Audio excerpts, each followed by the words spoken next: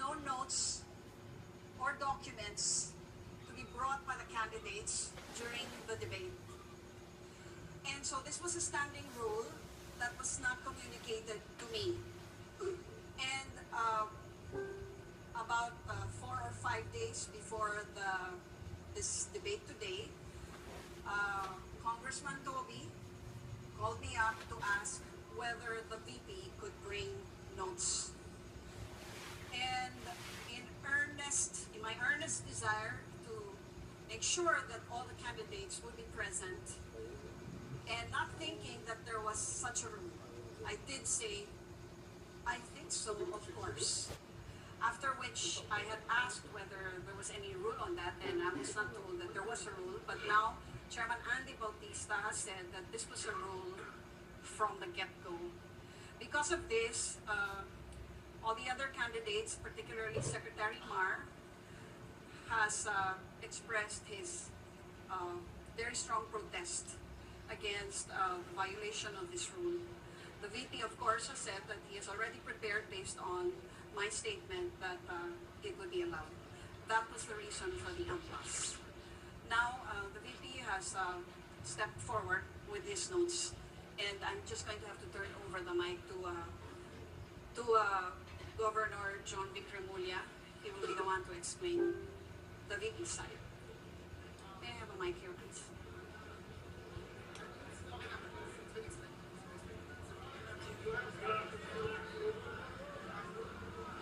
Just to clarify things, we had in the last 2 weeks asked permission and clarified the matter with Ms. Ducci if notes were allowed.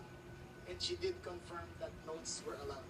So the VP had practiced in the last 2 weeks under the assumption and under the diligence of the team to clarify with her.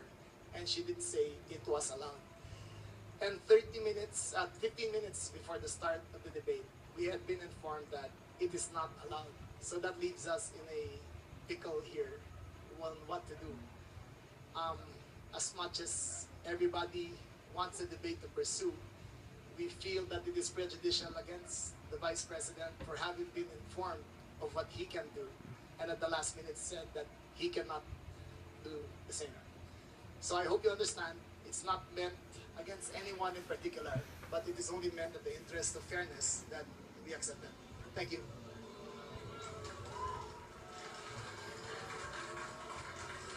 With all humility and with all due respect, I will now have to ask for an apology from all of the candidates. But at this point, we're just going to have to move on with the debates. But I will have to ask for the permission of the 3 other candidates if they will allow the VP to carry his notes through the debate. Secretary Mar. Okay. Senator Poe. Yes, go ahead. I think let me speak. Let me speak. May we hear the secretary, please? We are here as your guests. Inibita po ninyo kami rito. Sinabihan nyo kami, ito ang mga patakaran. Itong mga patakaran na ito ay sinang-ayunan. Hindi lang na sinang-ayunan, ito ay nagmula sa COMELEC mismo. Nagmula ito sa Cagayan de Oro 1 month ago.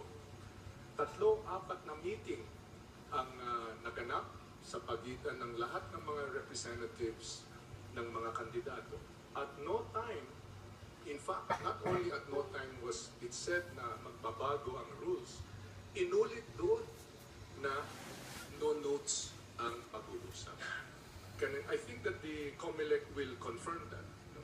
Is that, can we get a definitive statement from Chairman Bautista? What are the rules? This is being held under the auspices of the COMELEC. Alam mo, hindi ito yung kodigo o hindi. Ang issue dito, are we a rules-based society or not? May patakaran ba tayo o hindi? Ayun lang yun eh. Diba? Excuse me. I have the mic, sir. Excuse me. Kaya para sa akin, sundin lang natin kung ano ang patakaran ng COMELEC, ng proseso nitong mga debate na ito. That's my 2 cents. Salamat po, Secretary Mar. Senator Poe, may we hear from you? I was about to say, Luchi. Oh. I'm sorry. Sige man, ladies, sir, go ahead. right? Because he I spoke was going to about ask you. I all think the he can rebut. candidates, yes, about the reaction to the Alam mo, news. firstly, yung auspices, it is as if ito is controlled only by COMELEC. Hindi ho ito eh. This is a joint venture. Kaya ho ito, makakadesisyon ho pareho. Hindi ho ang COMELEC lang ang magmamando. At gusto ko lang malaman, ano ba ho ang diferensya? Sila ho naghanda ng walang notes.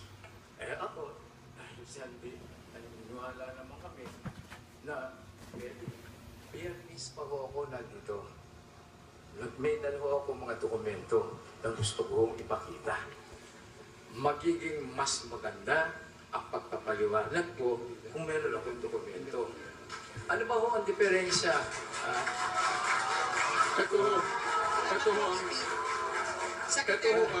Ito, yan ang sinasabi ko eh. It was supposed to be kayo, hindi ho kayo magpapakita ng partiality. Kaya nga ho, pinakiusap nga ho namin na yun hong palakpakan. Pero patapusin nyo lang ako. Ano ba ang diferensya? Ay pagpatuloy natin ito. Sila naghanda ng walang notes. Ako naghanda ng may notes. Pwede naman ho tayo magtuloy. Ang importante lamang ho nito, sumunod kami dun sa time requirement. Kailangan magpresenta ka in 2 minutes. Kailangan sumagot ka in 1 minute, 30 seconds. Yun lang naman ang issue dito. Bakit ba ho bawal ang notes? Hindi naman ho bawal in the first place. Senator po, you were going to say something. Secretary, may I just... Pwede pong sumagot, no? Unang-una po, Mayor Duterte. in the first place, bawal ang notes. Yun ang patakaran ng COMELEC. Pangalawa, ang ating halalan ay hindi under the auspices ng TVP5. With due respect to TV5, it is under the auspices of the COMELEC. Ginaganap lahat ito under the auspices of the COMELEC. Kaya ang COMELEC po ang siyang sumusubaybay at siyang dapat na umiral dito yung rules nila. Kasi kung hindi, kanya-kanyang rules na lang ito eh. Yan ang isa sa mga dahilan kung bakit hindi tayo umuusad bilang isang bansa. Kanya-kanyang rules, kanya-kanyang interpretasyon. Mahalaga rito na sundin natin ang rules. Ngayon po, Ginong Vice President, sabi po ninyo may mga dokumento kayong gustong ipakita. Kung alam ko naman pala na pwede ako magpakita ng dokumento rito, di dinala ko sana yung COA report. Natatakot ka nang ipakita ko yung dokumento na ikaw may sipitangkol, tinuturo ka rin. Wala akong takot. Meron Wala din COA akong takot report. sa kahit anong dokumento. We just really need to decide already because we need to go on air. We need to have moral courage here. What are the rules, Luchi? But ano na moral courage dito? Come on. Let me just say something also, Yes, Lucy. please. Thank you. You know, with due respect, Mr. Vice President, you'd be adducing before the crowd documents. I understand that. The problem is, it is your document. And if you confront us with the document, we're at a loss whether it's authentic or not. Yan ang ano ko ba? I am being now a lawyer. Okay. Of course, walang authenticity. Go ahead, please, Senator po. For what? Ms. Lucci. Ang dokumento, Mr. VP. dokumento po ito ng COA, ng AMLA, mga dokumento po ito na public document na in that sense. Ako, I believe you. No doubt about it. But it's a matter of principle because you're the one who has the notes. The three of us has none. Pero ako, you want to go, go. Senator po. Alam niyo, tama yung sinasabi ni Mayor Duterte at ni Secretary Mar, ito yung ating rules para dito. Pero kaya tayo may debate para makilala tayong mga kandidato. Ang kinikilos ni Vice President ay magpapakilala sa kanyang uri ng pagkilala ng isang debate. So ganito rin siguro ang pagkilala rin niya ng ibang mga pagkakataong pamumuno sa ating bansa. Ang importante, tayo kung sino man ay tumaligsa sa anumang naging kasunduan natin. Payagan natin siya sapagkat kailangan malaman ng ating mga kababayan ang kanyang mga posisyon. Basta tayo, ako para sa akin, basta kami ginawa namin ang nararapat, bigyan siya ng pagkakataon na maexplika at ang taong bayan na ang huhusga.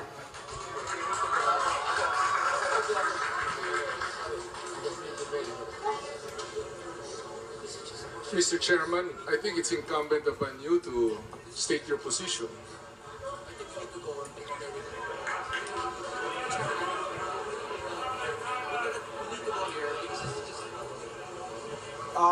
The rules are clear. From the beginning, the rule was you can have notes if you are at backstage. You can even consult with your advisors during breaks, but you cannot bring notes to the podium. Those rules were clear in the first debate. Those are the rules for all subsequent debates. However, I think it is also clear that when the camp of the Vice President asked TV5 whether or not they could bring notes, TV5 made the wrong, I'd say, advice that they could. And that is where we are right now. So we were hoping...